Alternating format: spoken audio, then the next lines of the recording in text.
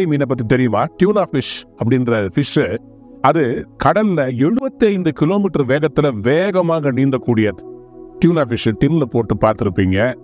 அதை ஃப்ரெஷ்ஷா நீங்க பார்த்துருக்கிறீங்கன்னா உயிரோட நீங்க அதை பார்க்கவே முடியாது. ஏன்னா இந்த டியூனா ஃபிஷ் அல்லது சூறை மீனை பிடித்த உடனே அது இறந்து போயிடும்.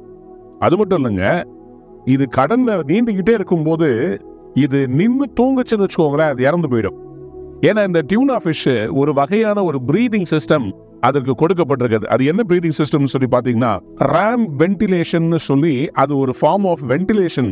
அதாவது அதனுடைய நுரையீரல்கள் எப்படிப்பட்டதுன்னு சொன்னா, அது சுருங்கி வீங்கி கொண்டே இருக்க வேண்டுமா.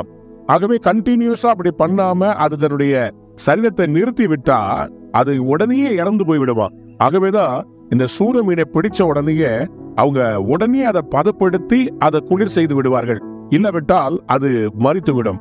அன்பானவர்களே, இன்றைக்கு நாமும் கூட இந்த உலகத்திலே வாழும்போது நம்மை வாழ வைக்கிறது என்ன தெரியுமா? கடவுளுடைய சுவாசம். கடவுளுடைய சுவாசம் தான் நம்மை வாழ வைக்கிறது. ஆனால் இந்த வாழ்க்கைக்கு சுவாசத்தை கொடுத்தவர் ஒரு எதிர்பார்ப்பை வைத்திருக்கிறார். அது என்ன தெரியுமா? நாம் சுவாசிக்கிற இந்த காற்று கடவுளை துதிபாடுவதற்காக, கடவுளுக்கு ஆராதனை செய்வதற்காக. ஆகவேதான் சங்கீதக்காரன் சங்கீதம் 156 சொல்லுகிறார், சுவாசம் உள்ள யாவும் கர்த்தரை துதிப்பதாக. Let everything that has breath praise the Lord. ஒரு பேனா இருக்குது, அது எழுதுவதற்காக உருவாக்கப்பட்டது. ஒரு கேமரா இருக்குது, படம் பிடிப்பதற்காக. மனிதன் எதற்காக உருவாக்கப்பட்டான்? கடவுளை துதிப்பதற்காக. இவ்வளவு நன்மைகளை எல்லாம் மனுஷனுக்கு கடவுள் கொடுத்ததுக்கு காரணம் என்ன தெரியுமா? கடவுளை துதிப்பதற்காக. இன்றைக்கு கடவுளுக்கு துதி செலுத்துவதற்கு நீங்கள் சில நிமிடங்கள் எடுத்துக்கொள்வீர்களா? கடவுள் நமக்கு எவ்வளவு நன்மைகளை செய்திருக்கிறார். அந்த இறை நன்மைகளால் தான் இன்றைக்கு நமக்கு குடும்பம் இருக்குது, வேலை இருக்குது, வாகனம் இருக்குது, பிள்ளைகள் இருக்கிறார்கள், அவருடைய எதிர்காலம் இருக்கிறது. இது எல்லாவற்றிற்கும் காரணம் நமக்கு இந்த சுவாசத்தை கொடுத்த கடவுள். பாருங்க, இந்த டியூனா ஃபிஷ் அது ஸ்விம் பண்றதை நிறுத்திருச்சுன்னா அது மரித்துடுவான். நாமும் துதிக்கிறத நிறுத்திட்டோம்னா நம்முடைய லைஃபும் முடிந்ததுன்னு அர்த்தம். அதனாலதான் சங்கீதக்காரன் சொல்லுகிறார், மரணத்தில் இறங்குகிற யாரும் உண்மை துதிக்க மாட்டார்கள், அதனாலதான் எனக்கு ஜீவன் கொடுங்க.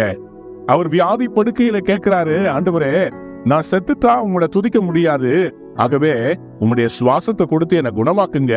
ஏன்னா உங்க ஆலயத்துக்கு வந்து நான் சாட்சி சொல்ல போறேன், கடவுள் என் வியாதியை மாத்திட்டாரு அப்படின்னு சொல்லி அவர் பிரார்த்தனை செய்கிறார். இன்றைக்கும் ஒரு பொறுத்துணையோட செபிங்க, எனக்கு இந்த வியாதியிலிருந்து ஒரு விடுதலையை தாங்க, நான் மற்றவர்களுக்கெல்லாம் உம்மை பற்றி சொல்லுகிற, உம்முடைய துதியை போற்றுகிற ஒரு மனிதராய் வாழ விரும்புகிறேன். நீங்கள் வாழ்வது அவரை துதிப்பதற்காக, நீங்கள் சுவாசிப்பதே அவரை துதிப்பதற்காக. இன்றைக்கு கடவுளை துதிப்போம், ஜீவனோடு இருப்போம். கடவுள் உங்களை ஆசீர்வதிப்பாராக. Have a wonderful day. God bless you.